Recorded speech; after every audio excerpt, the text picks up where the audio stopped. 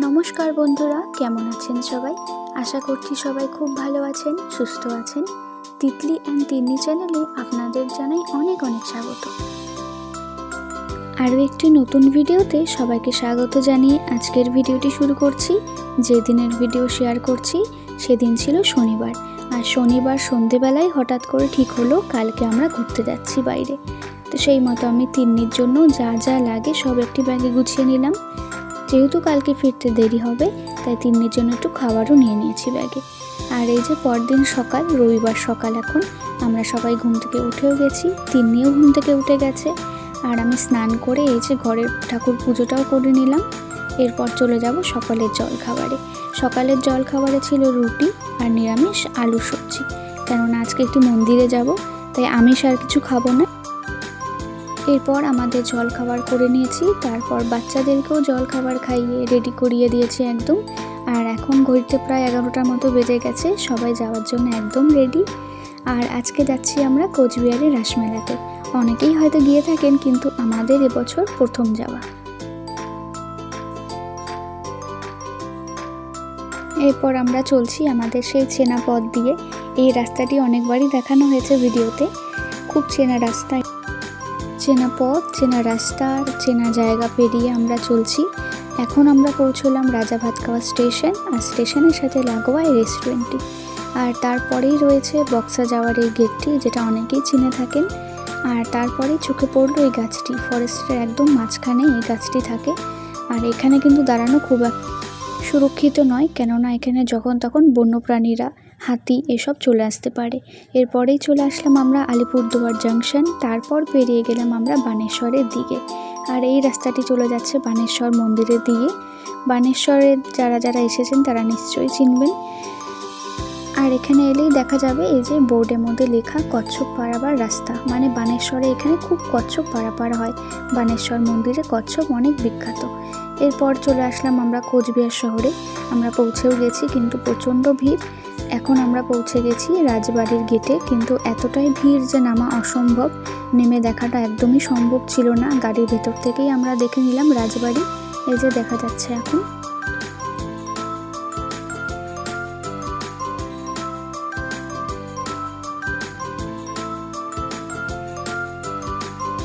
প্রায় অনেকটাই দূর আমাদের বাড়ি থেকে, প্রায় 1.5 ঘন্টার মতো লেগে গেল আমাদের পৌঁছতে। তো এখন আমরা চলে এসেছি আমাদের এক বন্ধুর বাড়িতে, সেখানে আমরা একটু রেস্ট করে আমরা যাব তারপর রাসমেলার দিকে। এখানে এই যে তিন্নির পাপা রয়েছে, তিন্নিকে এখানে হালকা কিছু একটু খাইয়ে দেব, তারপরেই আমরা সকলে বেরিয়ে পড়বো মেলার উদ্দেশ্যে। আর আমাদের বন্ধুটির বাড়িটি একদম মেলার সামনে, একদম হাঁটা পথেই চলে যাওয়া যায় মেলাতে। আর তিন্নি যাচ্ছে ওর পাপার সাথে এখন। আসলে এত কাছে থেকেও এই মেলাতে না আসার কষ্টটা অনেক দিন ধরেই ছিল। প্রত্যেকবারই ভাবছিলাম আসবো করে, কিন্তু কোনোবারই হয়ে উঠছিল না। আগের বছর তিন্নি এতটাই ছোট ছিল যে আসার উপায় নেই, কিন্তু এবছর তো তিন্নি অনেকটাই বড় হয়ে গেছে, তাই এবছর আমরা সকলে মিলে তাড়াতাড়ি করে চলে আসলাম মেলা ঘুরতে। আর মেলাতে ঢুকেই দেখছি নানান রকমের দোকান, সাথে ছিল প্রচণ্ড লোকেদের ভিড়। আর আমরা যখন মেলায় পৌঁছলাম তখন ঘড়িতে প্রায় 2:30টার মতো বেজে গেছে। আর এই দুপুরবেলাও এত ভিড়, রাতে না জানি কত ভিড় হবে। তাই আমরা আস্তে আস্তে এগোচ্ছি মন্দিরের দিকে। প্রথমে আমরা ঠাকুর দর্শন করব, তারপর আমরা মেলায় আসব। আর আমরা এদিকে দেখতে দেখতে পৌঁছেও গেলাম মন্দিরের একদম গেটে। এদিক দিয়ে মন্দির যাওয়ার রাস্তা, দুপাশে বাঁশ দিয়ে গেটের মতো বানানো, এই রাস্তা ধরেই আমরা চলে যাব মন্দিরের দিকে। এই মন্দিরটির নাম মদনমোহন মন্দির। কোচবিহারে তো খুবই বিখ্যাত মদনমোহন মন্দির। 1890 সালে কোচবিহারের মহারাজা নৃপেন্দ্র নারায়ণের আমলে মদনমোহন মন্দির স্থাপিত হয়। আর এই মেলার প্রধান নিদর্শন ও আকর্ষণীয় বিষয় হলো রাসচক্র, যা সর্বধর্মের প্রতীক। প্রত্যেক বছরই নতুন করে এই রাসচক্র বানানো হয়, আর এই রাসচক্র বানানোর দায়িত্বে থাকে একটি মুসলিম পরিবার। এরপর দেখতে দেখতে আমরা চলে আসলাম মদনমোহন মন্দিরের একদম কাছে।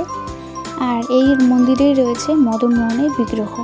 মন্দিরের চারিদিকে রয়েছে অনেক ভিড়। মদনমোহনের পাশাপাশি মা কালীকেও পুজো করা হয়। এমনিতেই এই মদনমোহন বাড়ি খুবই সুন্দর একটি মন্দির, যেহেতু এখন লোকেদের ভিড় তাই সেভাবে দেখাতে পারলাম না। এরপর এখানে কিছুটা সময় কাটিয়ে আমরা চলে যাব মেলার দিকে। এখানে সুন্দর সুন্দর ঠাকুর দেখা হয়ে গেছে, আর যেতে যেতেই চোখে পড়লো একটি সুন্দর দুর্গা প্রতিমা, যেটা এবছরের শ্রেষ্ঠ দুর্গা প্রতিমা। গত 15ই নভেম্বর রাসমেলা শুরু হয়ে এরপর 20 দিন ধরে চলবে এই রাসমেলাটি, আর 14ই নভেম্বর মন্দিরে রাসচক্রটি ঘুরিয়ে শুরু হয় এই উৎসব। আর এই রাসমেলায় প্রতি বছর হাজার হাজার মানুষ ভিড় করে। এবছর কোচবিহার রাসমেলাকে পর্যটন মানচিত্রে স্থান দিয়েছে রাজ্য পর্যটন দফতর। এই মেলাটি এতটাই বড় হয় যে একদিনে ঘুরে নেওয়া সম্ভব নয়। এই মেলাটি ঘুরতে গেলে 2 থেকে 3 দিন হাতে সময় নিয়ে ঘুরতে হবে। তারপর আমরাও একটু ঘুরে নিলাম, আর এখন তো প্রায় ঘড়িতে 4টা বেজে গেছে। তারপর একটি দোকান চোখে পড়লো, এই যে দীঘা ফিশ কর্পোরেশন। অনেকক্ষণ ধরেই মেলা ঘোরা হচ্ছে, আর এখন ঘড়িতে যেহেতু 4টার মতো বেজে গেছে, একটু খিদেও পেয়ে গেছে, তাই ভাবলাম এই স্টল থেকে ফিশ ফ্রাইগুলো একটু টেস্ট করে নেওয়া যাক। আর এই স্টলটিতে রয়েছে অনেক ধরনের ফিশ ফ্রাই আইটেম। ছিল এখানে লোটে ফ্রাই, ভেটকি batter fry, fish fry, chicken cutlet, prawn cutlet, কাঁকড়ার কিছু আইটেম ছিল, অনেক ধরনের ছিল এখানে। তার মধ্যে থেকেই আমরা নিয়েছিলাম এখানে ভেটকি ব্যাটার ফ্রাই, যেটা ওনারা গরম গরম ভেজে সার্ভ করেছিলেন। যেই আইটেমই নেওয়া হচ্ছে ওনারা গরম গরম ভেজেই সার্ভ করছেন। আজকের মতো মেলা ঘোরা এ পর্যন্তই। আমরা এরপর বেরিয়ে পড়েছিলাম, আর এই যে রাত হয়ে গেছে পৌঁছাতে। আর আজকের ভিডিওটি এ পর্যন্তই। ভিডিওটি কেমন লাগলো সেটা জানাবেন। ভিডিওটি যদি ভালো লেগে থাকে একটি লাইক, কমেন্ট, শেয়ার করবেন, আর চ্যানেলটিকে সাবস্ক্রাইব করে পাশে থাকবেন। আপনারা সবাই সুস্থ থাকবেন, ভালো থাকবেন। আবারও দেখা হবে পরের ভিডিওতে। আর মেলা থেকে 2 বোনের জন্য এটাই কিনেছিলাম।